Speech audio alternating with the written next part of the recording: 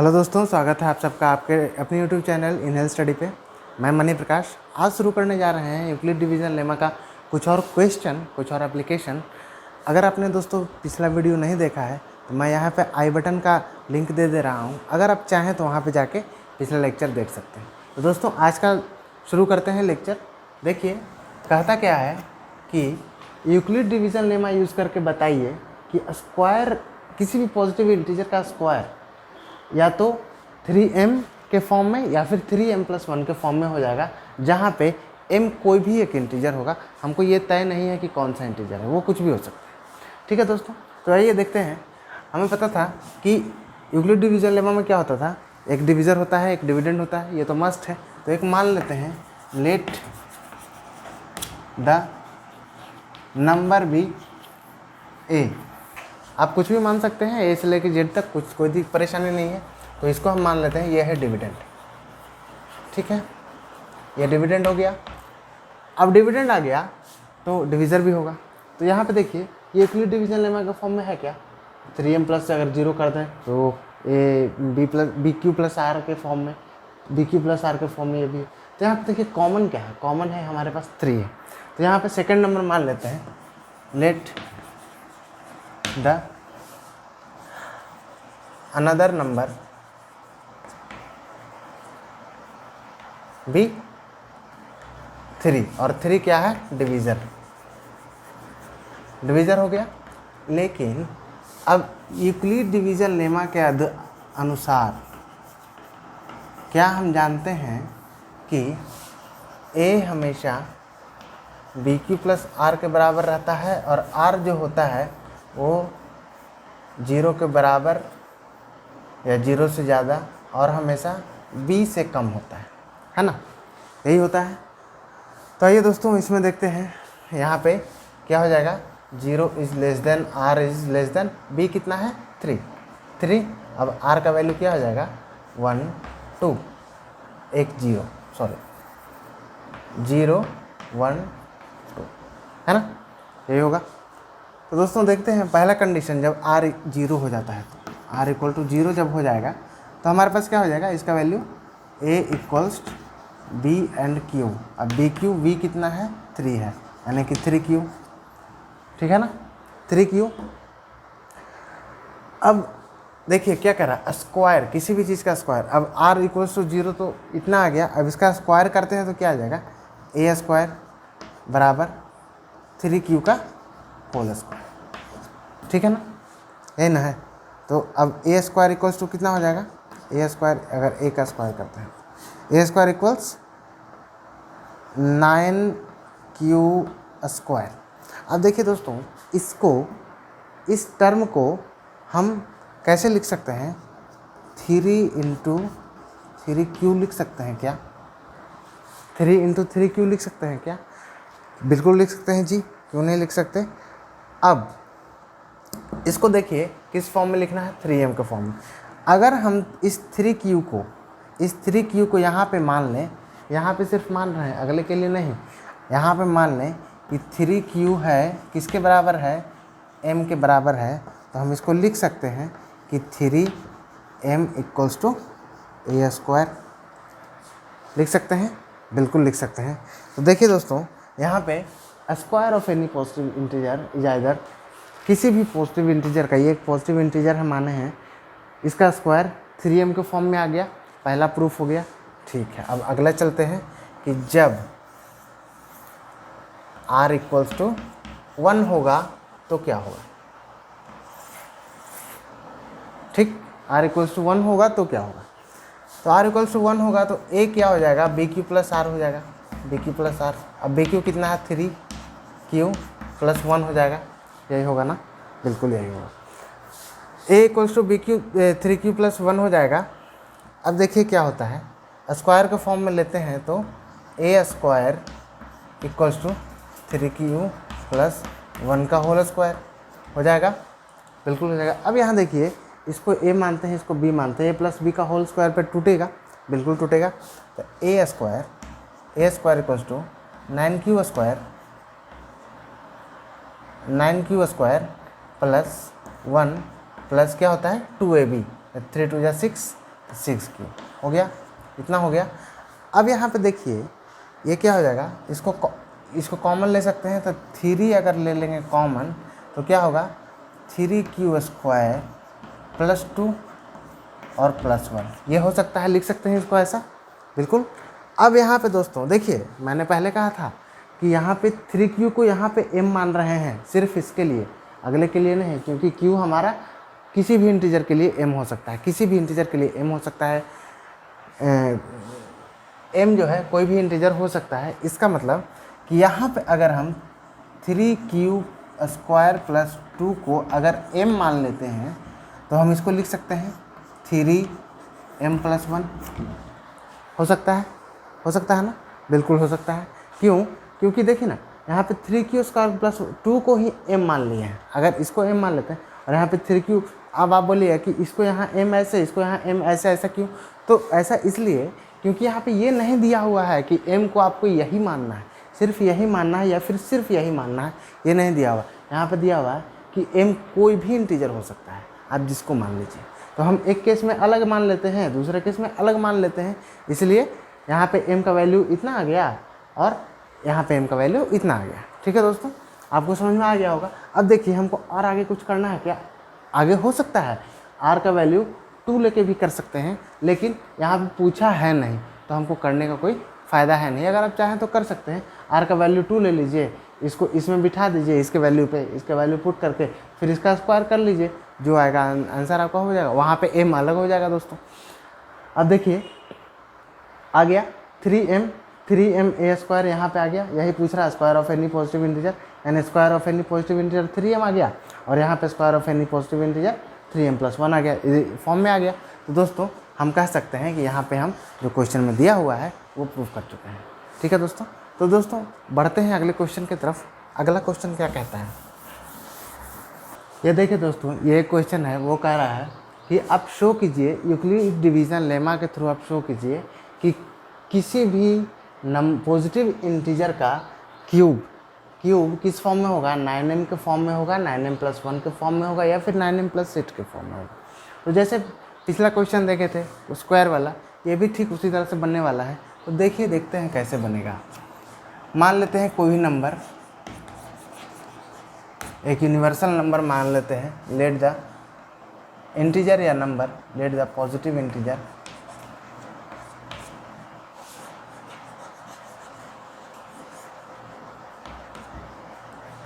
ए मान लेते हैं, जिसको हम मान लेते हैं कि ये डिविडेंड है ना। दूसरा नंबर मान लेते हैं जो कॉमन रहेगा, उसको हम ले लेंगे the another positive integer common क्या है, 9 है, जिसको हम मान लेते हैं डिवीजर। ठीक है, अब यूक्लिड डिवीज़न लेमा क्या कहता है हमको, यूक्लिड डिवीज़न लेमा कहता है कि कोई भी नंबर ए है वो BQ + R के फॉर्म में लिखा जाता है, जबकि R जो है 0 से बड़ा या बराबर होगा, लेकिन हमेशा B से छोटा होगा। ठीक, इतना तक तो ठीक है। अब देखिए दोस्तों आगे चलते हैं, क्या कह रहा है यहाँ पे, डिवीज़र कहाँ तक है, तो 0 is less than R is less than 9 है, तो R का वैल्यू क्या क्या आ जाएगा, 1 2 3 4 5 6 7 8 9 आ जाएगा, है ना। ठीक है, आ गया। अब देखिए पहला केस लेते हैं, जब R बराबर 0 है तो क्या होगा, A = B का वैल्यू कितना है, सॉरी यहाँ 9 तो होगा नहीं, यहाँ 9 होगा क्या, 9 से कम ही होना चाहिए, मतलब 8 तक ही होगा। अब ये क्या है, BQ + R कितना है, R का वैल्यू, B का वैल्यू 9, तो 9Q, R तो 0 है यहाँ पे, तो R यहाँ पे 0 हो जाएगा, तो यहाँ लिखें या ना लिखें बात बराबर है। अब देखिए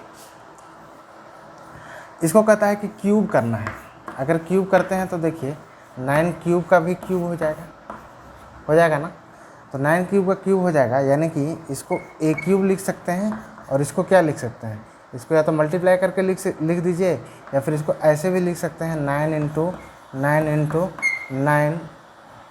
9 इंटू क्यू क्यूब हो जाएगा। अब देखिए ऐसे हम इसलिए लिखें ताकि आपको मल्टीप्लाई करने में सहूलियत हो। देखिए अब इसको हम लिख सकते हैं कैसे, 81 क्यू क्यूब, इसको पूरे में मल्टीप्लाई हम 9 से कर दें तो कोई परेशानी नहीं है, बिल्कुल लिख सकते हैं ऐसे। अब यहाँ पे दोस्तों ए क्यू का वैल्यू इतना आ गया, तो हम अगर यहाँ लिख दे m कोई भी इंटीजर है, m हमको नहीं पता क्या है, कुछ भी ले सकते हैं, पिछले क्वेश्चन में देखे थे हम, ठीक वही है। तो m मान लेते हैं कि 81 क्यूब का वैल्यू हम m मान लेते हैं, तो हम इसको ऐसे लिख सकते हैं क्या कि ए क्यूब इक्वल्स 9m हो सकता है, बिल्कुल हो सकता है। क्यों? क्योंकि यहाँ पे 81 क्यूब का वैल्यू हम m ले लिए हैं। अब नेक्स्ट केस में m का वैल्यू ये ज़रूरी नहीं है कि 81 क्यूब ही रहे, ये बदलता रहेगा हर एक केस के लिए, ठीक। अब देखिए दूसरा केस लेते हैं, जब r 1 के बराबर हो जाएगा, तो 1 के बराबर हो जाएगा r, तो क्या होगा, a इक्वल्स 9 क्यूब प्लस 1 होगा। इस पे वैल्यू 9 क्यूब प्लस 1, r 1 है। अब इसका क्यूब करते हैं तो देखिए ये a प्लस बी का होल क्यूब क्या होता है, a प्लस बी का होल क्यूब होता है, a प्लस बी का होल क्यूब आपको याद भी होगा, ये होता है A cube plus B Q plus 3ab, sorry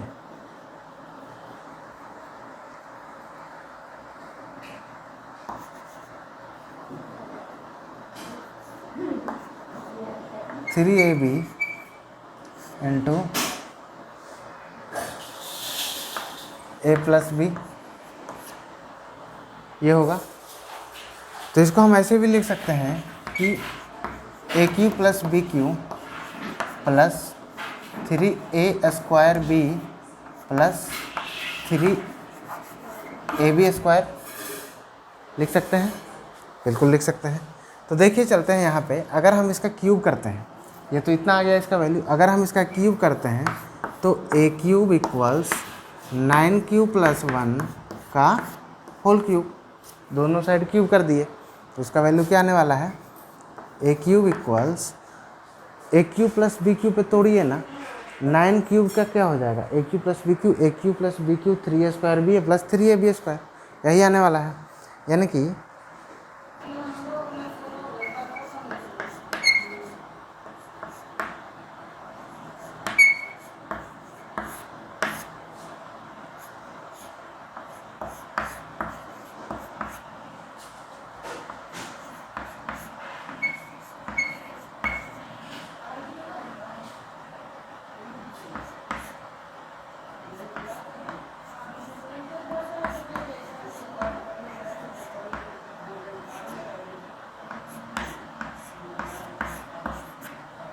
ठीक है दोस्तों, ये अगर ऐसे पुट करें इसके फॉर्मूला पे, तो हम इसको ऐसे लिख सकते हैं, ये लिखाएगा 9 का होल क्यूब को हम ऐसे लिख सकते हैं, q cube plus 1 cube b cube plus 3a² b plus 3ab square, लिखा गया। अब ऐसे ही करते करते देखिए, अगर आप फर्दर इसको इवेलुएट करते हैं, तो एक्सपैंड करते हैं, तो आएगा आपके पास क्या, एक समय आएगा, जैसे कीजिएगा तो आएगा 27, अगर इसको 3 में भी तोड़ देंगे तो आएगा वही 27, नहीं आएगा तो 81 इंटू 9 आ जाएगा, अगर 9 9 81, तो 3 3 9, हाँ तो 81, ये 81 हो जाएगा, 81 गुना 9, यानी कि कैसे टूट सकता है, 3 गुना 3 गुना 27 गुना 3, है ना, 3 3 9 27। अगर ये 27 करेंगे तो ये 27 गुना 3 हो जाएगा, यानी कि 3 गुना 27 हो जाएगा। तो ये सारा का सारा वैल्यू इतना ही आएगा। तो ये 3 गुना 27 हो सकता है, 3 गुना 27 तो 9 9 81, 81 और 9। अगर हम यहाँ पे ये नहीं लेके यहाँ पे 9 ले लें और यहाँ पे 81 ले लें तो फिर भी हो सकता है। 3 × 27। अब ये इतना वैल्यू आएगा उसको पुट करने पे। तो अब ये सारे के सारे वैल्यू को हम मान लेते हैं कि ये m है। m इसलिए माने क्योंकि ये डिफाइन नहीं है कि किसको m मानना है, मतलब आप किसी को भी m मान सकते हैं। ये 3 × 27 है, आप इवेलुएट करके देख लीजिएगा, आपको आ जाएगा। तो ये कितना आ जाएगा 9, इस पूरे को तो m मान लिए, 9m + 1 यही माने हैं यहीं पे। तो देखिए AQ का वैल्यू हम 9m + 1 भी ले आए, और इसके पहले भी AQ का वैल्यू हम कितना लाए थे, 9m लाए थे, यानी कि 9m भी आ गया, 9m + 1 आ गया। अब देखते हैं नेक्स्ट कि अगर R का वैल्यू कितना रहे, 2 रहे तो R का वैल्यू अगर 2 रहे, R का वैल्यू 2 हो जाए तो क्या हो जाएगा, देखिएगा R का वैल्यू 2 हो जाएगा तो क्या हो जाएगा, 2A = 9Q + R, मतलब +2 है ना। अब देखिए इसको भी इवेलुएट कीजिएगा तो कैसे होगा, 9Q का होल क्यूब + 1 का होल क्यूब 2 का होल क्यूब, 2 है ना B की जगह पे, 2 का होल क्यूब प्लस क्या 3 × A², मतलब 9Q का होल स्क्वायर प्लस 3 × 9Q × 2 है ना, इतना ही आएगा। अब आगे देखते हैं AQ =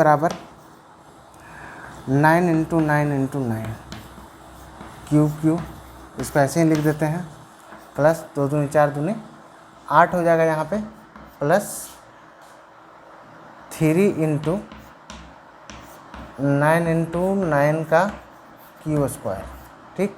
और ये क्या हो जाएगा, 9 दूनी 18 तिया 54 क्यू, ये इतना आ गया। अब देखिए इसको इवेलुएट कीजिए, क्या आता है कि अगर हम इसको इवेलुएट करते हैं, सब में कॉमन ले लेते हैं। अगर इसको करते हैं तो 9 इसको ये भी लिख सकते हैं, 9 × 6 ये लिख सकते हैं। अब देखिए सबको कॉमन लेते हैं, अगर 9 को ही कॉमन ले लेंगे सब में तो आएगा क्या, 9 × 9 Q³ प्लस, इसको छोड़ देंगे, इसमें आएगा 3 × 9 Q² प्लस 6Q, इतना आएगा। और फिर क्या बचेगा, +8, इतना बचेगा। अब इस केस में क्या करें कि इस पूरे को हम मान ले m अगर मान लेंगे तो आएगा क्या, m अगर मान लेंगे तो क्या आ जाएगा, 9m + 8 आ गया हमारे पास, जो कि यही प्रूफ करना है, 9m + 8। तो दोस्तों 9m भी प्रूफ हो गया, 9m + 8 भी प्रूफ हो गया, और 9m + 1 भी प्रूफ हो गया। तो कहने का मतलब है कि आप यूक्लिड डिवीज़न लेमा के यूज़ करके आप किसी भी संख्या को, जो क्वेश्चन देगा आप उसको प्रूफ कर सकते हैं। इसमें कोई बड़ी परेशानी नहीं है। आप एक बार प्रैक्टिस कीजिएगा, जितना प्रैक्टिस कीजिएगा उतना ज़्यादा आपको आएगा। और दोस्तों ये सिर्फ यूक्लिड डिवीज़न लेमा सिर्फ डिवीज़न में ही नहीं, HCF में भी काम देता है, इसका एप्लीकेशन HCF में भी है। तो दोस्तों आज के लिए इतना ही, मिलते हैं अगले वीडियो में। दोस्तों अगर आपको ये वीडियो अच्छा लगा, समझ में आया तो लाइक कीजिएगा, सब्सक्राइब कीजिएगा और अपने दोस्तों में भी शेयर कीजिएगा। और दोस्तों वो बेल बटन दबा लीजिएगा ताकि हम जो भी वीडियो डालें वो आपके पास तुरंत पहुंच जाए। दोस्तों कमेंट भी कीजिएगा अगर अच्छा लगे तो। मिलते हैं नेक्स्ट वीडियो में, धन्यवाद।